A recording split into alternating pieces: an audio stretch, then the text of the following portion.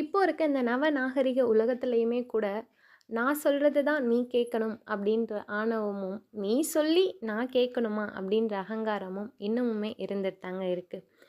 அப்படி அப்படி இருக்கும்போது, நம்ம என்ன பேசினாலும் அது விவாதமா தான் மாறும். அந்த விவாதம் ஒரு ஒரு கொஞ்ச நாளா அதிகரிக்க அதிகரிக்க நமக்கு ஒரு விரக்தி ஏற்படும்.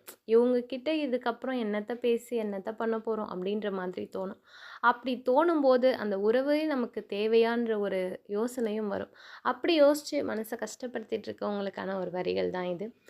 எப்பொழுது நகங்கள் விரல்களை விட நீளமாக வளர்கிறதோ, அப்போது நாம் வெட்டி வீசுவது நகங்களை தானே தவிர விரல்களை அல்ல.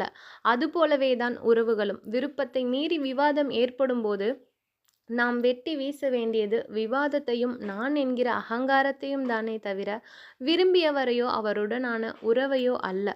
இந்த வரிகள் உன் சுயமரியாதை பாதிக்கப்படாத வரை மட்டுமே.